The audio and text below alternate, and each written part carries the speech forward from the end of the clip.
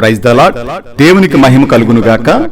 ఈ దినం మీ కొరకు దేవుని వాగ్దానము యెషయా గ్రంథము 53వ అధ్యాయం చదువుకుందాం.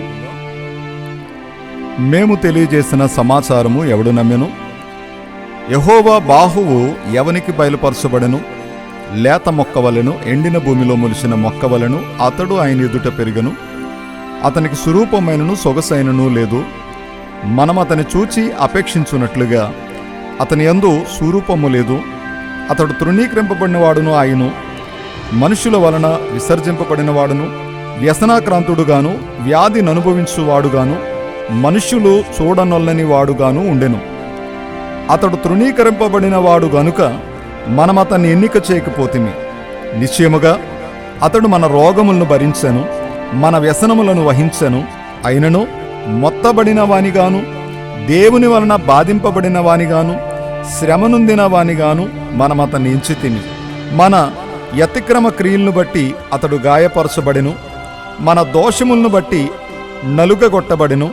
మన సమాధానార్థమైన శిక్ష అతని మీద పడెను. అతడు పొందిన దెబ్బల చేత మనకు స్వస్థత కలుగుచున్నది. మనమందరము గొర్రెల వలె త్రోవ తప్పిపోతిమి.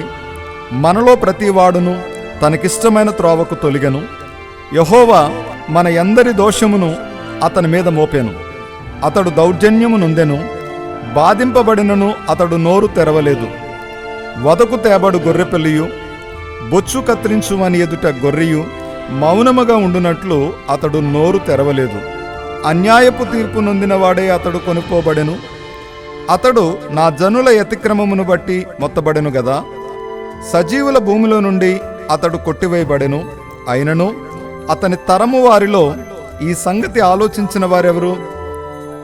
అతడు మరణమైనప్పుడు భక్తిహీనులతో అతనికి సమాధి నియమింపబడెను. ధనవంతుని యొద్ద అతడు ఉంచబడెను. నిశ్చయముగా అతడు అన్యాయమేమీ చేయలేదు.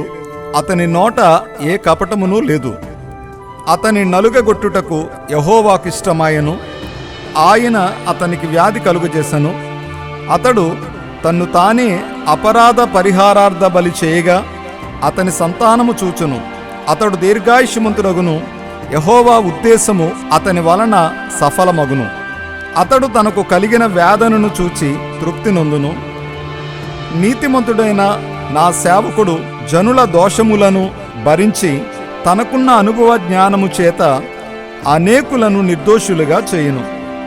కావున గొప్పవారితో నేను అతనికి పాలు పంచిపెట్టెదను. గనులతో కలిసి అతడు కొల్ల సొమ్ము విభాగించుకొనెను. యాలయనగా మరణము నొందునట్లు అతడు తన ప్రాణమును దారపోసెను. అతిక్రమము చేయువారిలో ఎంచబడిన వాడాయను. అనేకుల పాపమును భరించుచు తిరుగుబాటు చేసిన వారిని గూర్చి విజ్ఞాపనము చేసెను. దేవుడి పరిశుద్ధ వాక్యమును దీవించునుగాక. ఆమెన్.